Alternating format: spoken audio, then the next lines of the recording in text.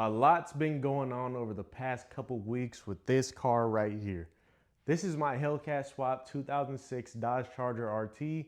This thing is fully built in a garage by myself. And let me tell you guys this, the way it sounds from the cam to the Supercharger whine is just absolutely glorious. On first start, everything ran perfectly fine. There was a noticeable leak coming from the valve cover, but other than that, nothing really sounded crazy. There was no crazy rattles, piston slap. The valve train sounded very, very healthy. And a lot of these parts are off of Facebook Marketplace. Here's a clip right here.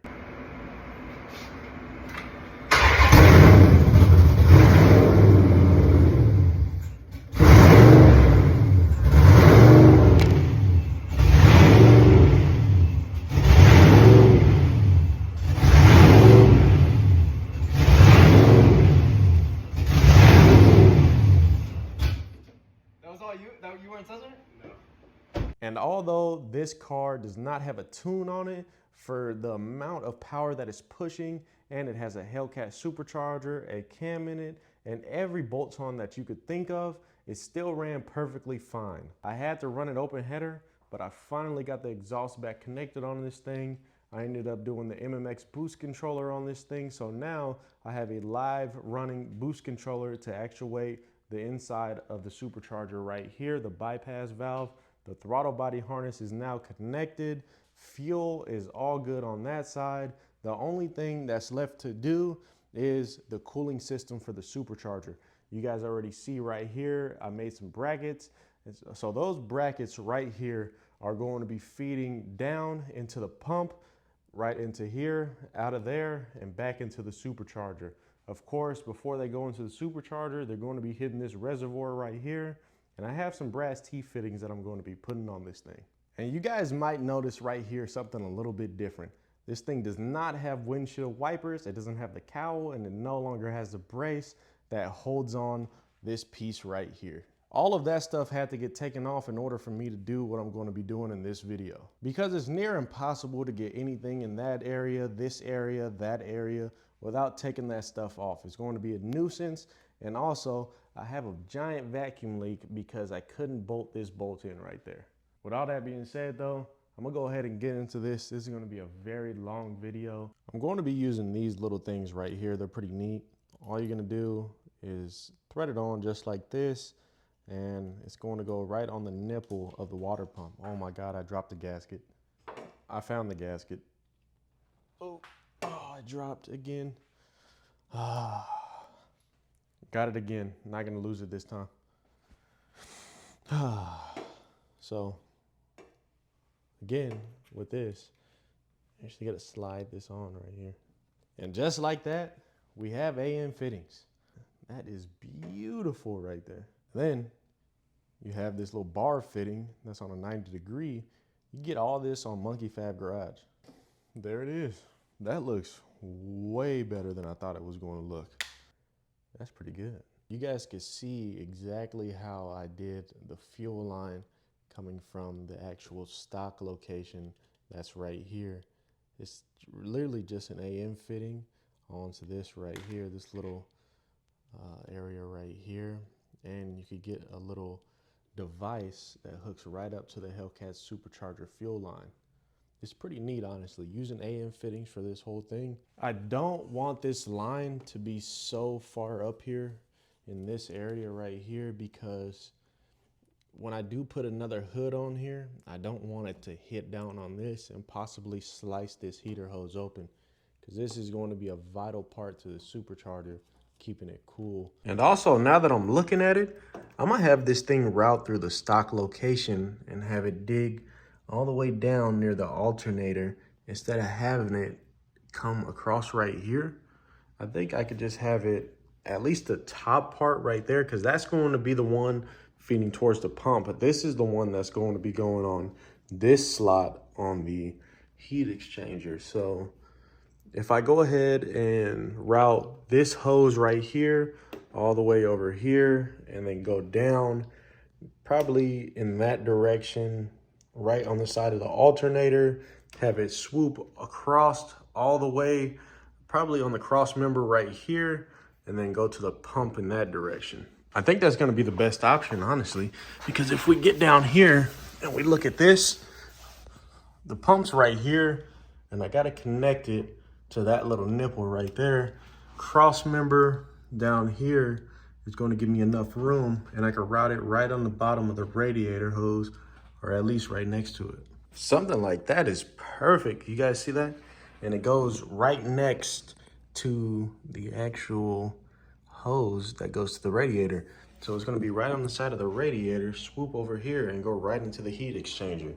That is perfect. The heat exchanger is also held in by hopes and dreams at the moment. I really just have it dangling right here for its dear life, but let's get this thing threaded into here right quick and put this little hose on right here.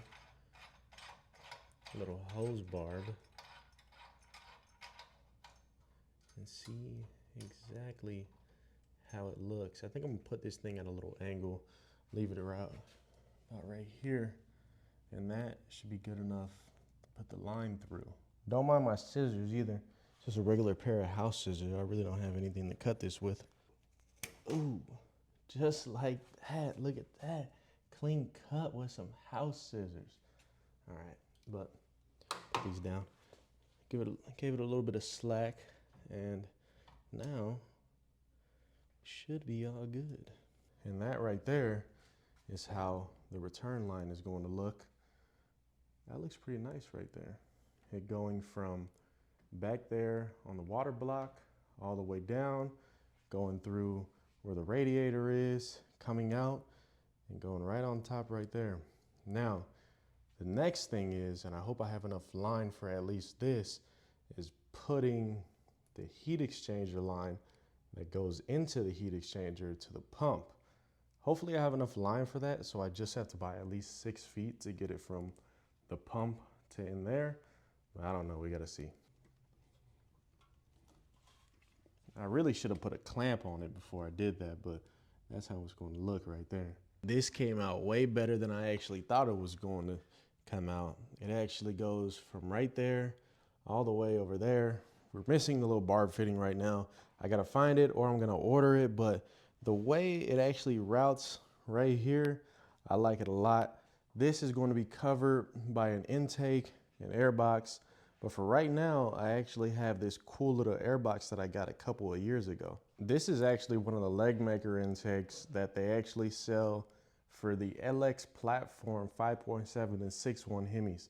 The reason why I bring this up is because in my spare time, I was trying to test fit this onto here, and it actually fit pretty good. The only thing I am going to need is an intake to go right here, and they actually have boxes that go in this area right here. So at this point, I think I might go ahead and put the leg maker on here, and for the time being, just get a little intake sooner or later that's gonna go right here in this area. With this on here, the whine should be a lot louder. We know how leg makers sound on Hellcats, and with this tubing right here, it should amplify the noise a lot. And not only do I have the tubing, but I still have the clamp from when I used it before. And just like that, we have a leg maker intake. The only thing we have to do now is tighten this thing onto here. And also with having this intake on here, even though it's carbon fiber, I can start drilling a hole into this so I can put the water methanol on this side as well on that side. But before we get all carried away with water methanol and stuff, let's go ahead and tighten this little nut right here. I really wonder what size this is because none of the sizes that I have actually fit on this thing, and it's kind of weird. Well, I ended up getting it tight with one of those weird looking 10mm sockets, but it's all good right now. We have a leg maker intake. All we got to do is get an actual filter for this thing, and then we have a proper leg maker intake. I have a bunch of these little 90-degree fittings right here, and what I need to do is clear these little vacuum leaks that I have. And there's 2 of them right now on the Supercharger. One of them was right here, and another one is actually on this side right here. This is supposed to be a boost reference tap that I have that goes right to the MAF sensor, but for right now, since I don't have a boost gauge hooked up, I'm going to hook the other side of this line onto right here. And as you can see, I already test fit it, I cut it. I should have never cut it, but it is what it is. I'm going to stick the other side right onto there. I actually got it all hooked up on the other side right over here. The only thing we have to do now is cut the length of this hose to where it's very even with everything else. And that's all she wrote. I just wrote out a crazy vacuum leak that we had before. The next one is this one, but that's not really going to be an issue. That's where meth is gonna go. And then right here too, meth is gonna go in this area right here. But this is looking spicy. In order for me to actually run this water methanol system efficiently, I am going to need a braided line that's going to go from the top of this intake right here to that area over there where the windshield washer reservoir is. This area right here is very capable of running water methanol in it. From factory, these things come with a pump and you're able to flick a switch in there. All I would have to do is wire it up so it's constantly running when the switch is connected. We gotta go ahead and mock this thing up though to see how it's going to look, because if it's not going to be in the right position or I can't get it in that right position, we might as well call it quits. So right here, this thing is going to have to dip down. The pump is probably going to be seated on a bracket that's right down there, right next to it, or at least mounted onto the actual part that I get welded, because I do want to get a brand new welded tank.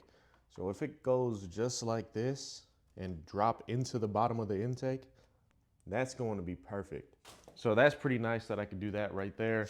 And especially because this length of hose that actually comes in the water methanol kit is going to be able to work, and I don't have to buy any extra hose.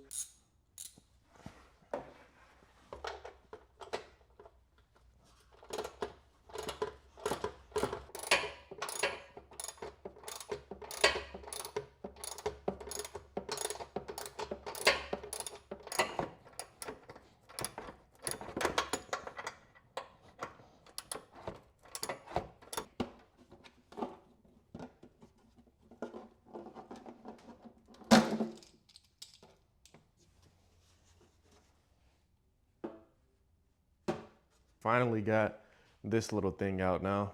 Took a little bit longer than I thought it was going to take, but now we have it.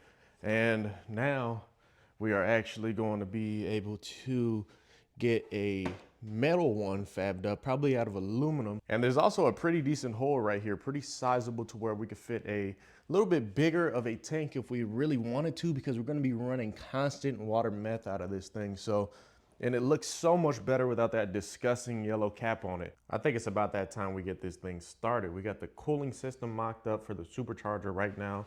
Keys in hand. We have this vacuum leak all good, intake on it. We did a couple of little modifications, but now we're going to go ahead and try to get it started. Hopefully it starts first try, especially with that vacuum leak cleared up, intake on. It shouldn't be running as rich as it was before, but we're going to see. And this is why you do not wash your car in California. It's always raining. Just to get this thing started, I'm going to be using this brake cleaner right here. You can use this thing as starting fluid. The fluid that comes out of this is highly flammable. The only thing is you do not want this to sit around you because it does damage your lungs over time. Right now, all the electrical works exactly how it's supposed to. You can go ahead, turn it on. Throttle body actuates over there, as you guys just heard. All the systems that are in place for this thing are all good. The only thing is right now we're having an issue with the fueling, and I'm pretty sure the air fuel mixture is way off right now. It has to get the tune.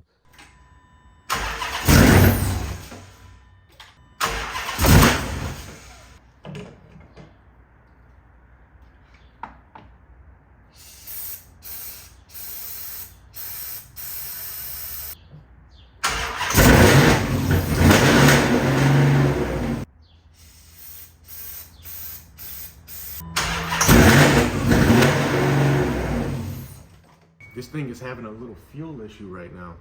I don't know why.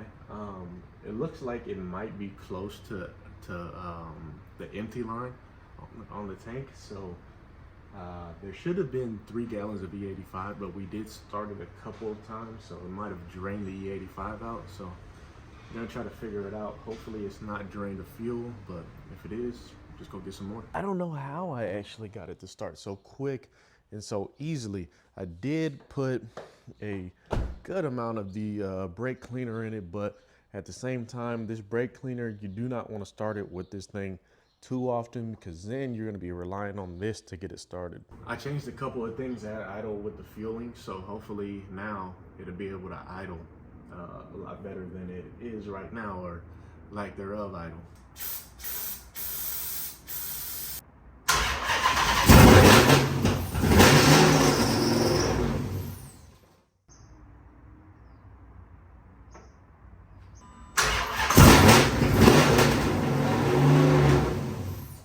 This thing is not holding an idle right now, so you guys are going to have to wait just a little bit. I'm gonna contact the tuner, make sure get the laptop in here, stuff like that, and then we're gonna go ahead and start this thing in the next video. This video is going to go up tonight, Sunday, March 30th.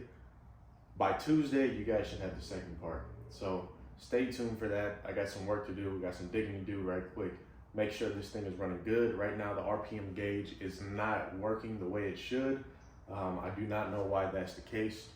So it's literally showing below 0 at the moment, which is not good at all. Hopefully I didn't touch something inside of the ECU when I actually took the bracket off, stuff like that. So I'm gonna dig through this thing right quick. You guys stay tuned for next video. It'll be up soon. This video will be up within the next couple hours. You guys have a good day. Talk to you beautiful people later.